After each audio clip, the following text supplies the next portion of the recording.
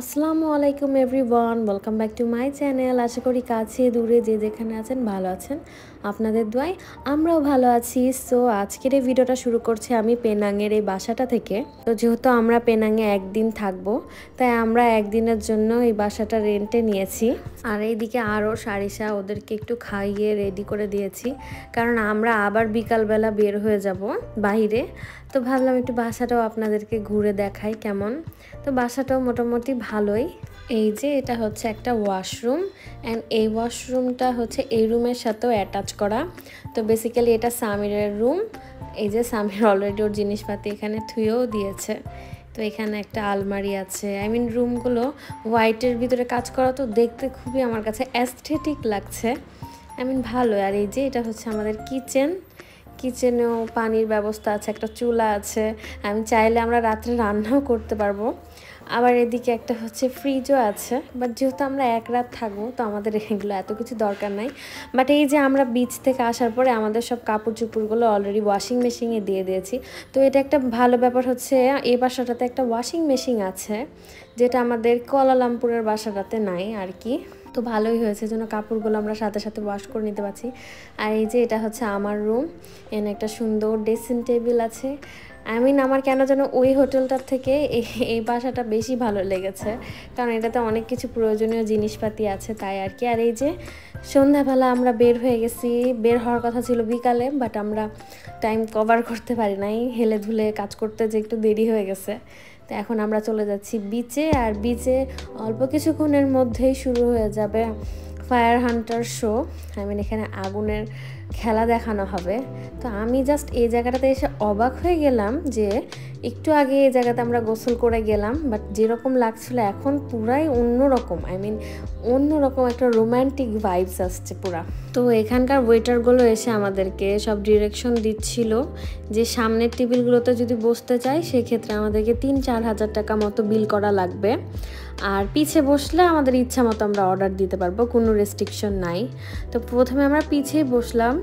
পরবর্তীতে সামির বললো যে আমরা তো অনেকজন, আমাদের তো এমনি এরকম বিল উঠেই যাবে, 3-4 হাজার টাকা আরও বেশিই হবে। দেখে আমরা আবার আমাদের সিট চেঞ্জ করে একদম যেখানে খেলা দেখানো হবে ওই সামনের টেবিলে এসে আমরা বসলাম। এই যে আমরা বসে পড়েছি। এখন আমরা মেনু দেখছি যে কি কি অর্ডার দেওয়া যায়। ফাইনালি ফায়ার হান্টার শো শুরু হয়ে গেল। এখন আপনারাও আমাদের সাথে সাথে শোটা এনজয় করুন।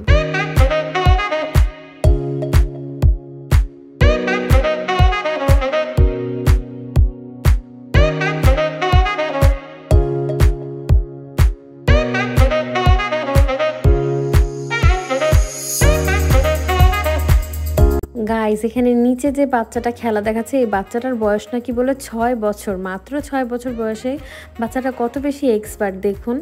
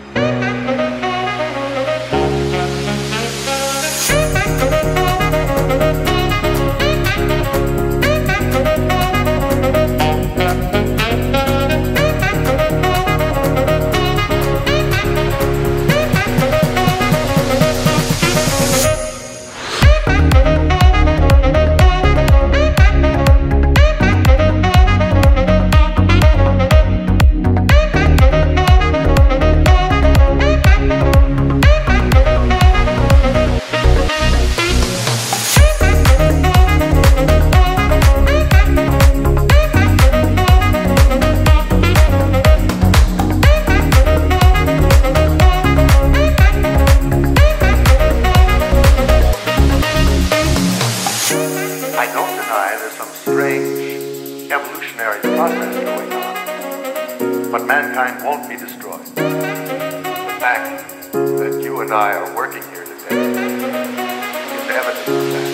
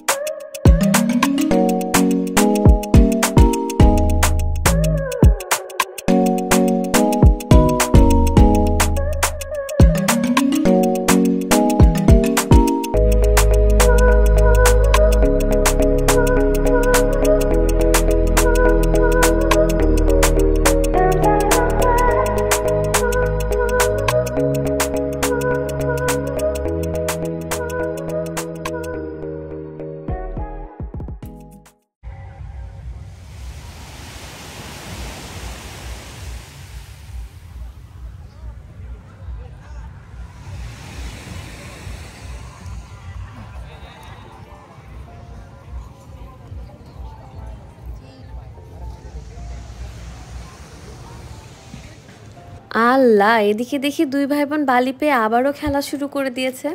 বাট আমি ওদেরকে আটকালাম না, কারণ ওরা এনজয় করতে এসেছে, এনজয় করুক, বাসাতে যেয়ে একদম ফ্রেশ করব।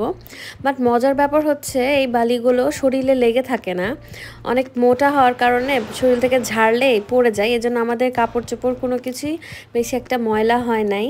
সত্যি বলতে আজকের এই সন্ধ্যাটা আমরা অনেক বেশি এনজয় করলাম, আর ভালোই লাগলো পেনাং বিচে এসে। তো আজকের এই ভিডিওটা আমি এখানে শেষ করছি, দেখা হবে আমার নতুন কোনো ব্লগে। সো আমি সামনে পেনাং হিলসের ভিডিও আপলোড দিব, ততক্ষণ পর্যন্ত সবাই ওয়েট করবেন, আর ভালো থাকবেন, সুস্থ থাকবেন। আল্লাহ হাফেজ।